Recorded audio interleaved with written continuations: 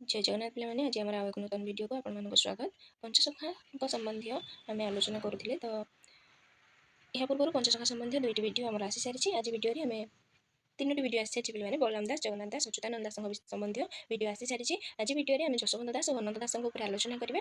ये वीडियो आम देखा जशवंत दास के जन्मग्रहण करते, क्यों जन्मग्रहण करते, से क्यों मठ सहित जड़ित हो रही रचनावली गुड़िक और अनंत दास रचनावली सहित व्यक्तिगत जीवन संबंधी केतक तथ्य आम वीडियो जाना। तो जशवंत दास होती उत्कलीय पंचसखा मान मध्य अन्यतम।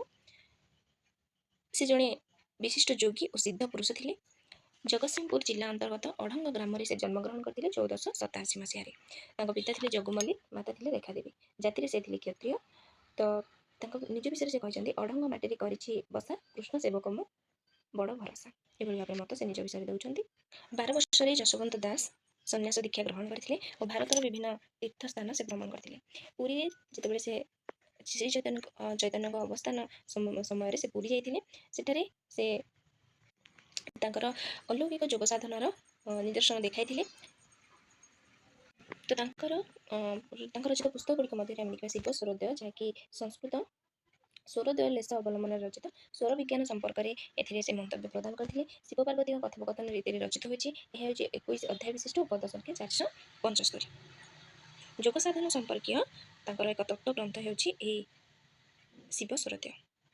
परवर्ती पुस्तक देखा गोविंद चंद्र। बंगदेशर राजा गोविंद चंद्र अल्पायुष थी मुकुता दे माता आज्ञा से सन्यासी होती। गुरु हाड़ीपा साहित्य से मृत्यु को जय कर।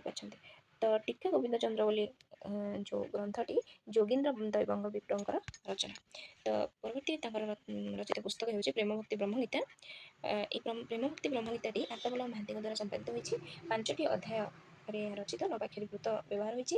ज्ञान भक्ति तत्व और प्रेम भक्ति तत्वर मधुर समन्वय देखा मिले। राधाकृष्ण श्रीकृष्ण राधा और अर्जुन को जोगमार्ग विषय कहते। राधा और अर्जुन को श्रीकृष्ण जोगमार्ग विषय कहते। यह प्रेम भक्ति ब्रह्मगीतार विषय वस्तु। तो द्वारा रचित अन्य केतोटी ग्रंथ जदि आम देखा 84 आज्ञा, लोई गीता, आत्मपरच गीता, जहाँकि अप्रकाशित 5 अध्याय विशिष्ट। तो सुधर्मा जे पूछा कले दुर्वासा को चाहे एथु अनंतर किस होइला गोसाई। गोविंद चंद्र जो पुस्तकटी से आसी। तो द्वारा रचित गोटे भजन होची गाई भूला भुलाइल। तो बणभोजी बोली गोटे लिखुंट जशवंत दास।